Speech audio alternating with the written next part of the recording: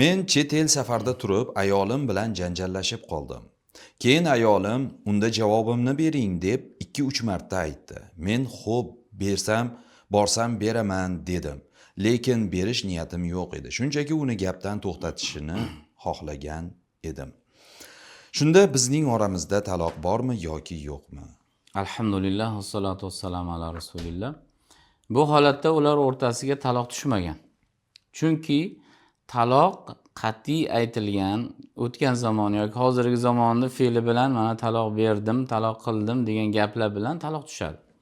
Lekin kelasi zamonda ifodalaydigan so'zlar bilan taloq qilaman, taloq beraman degan gaplar bilan taloq tushmaydi. Bu go'yoki bir rejaga o'xshaydi. Reja yoki va'da desa ham bo'ladi. O'sha muddat kelganda u taloq bersa taloq tushadi, taloq bermasa taloq tushmaydi.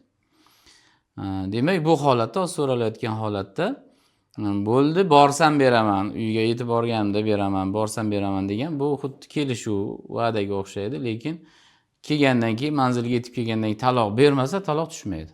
Hozirgacha ham taloq tushmagan bular o'rtasida. Allohu a'lam bissavob.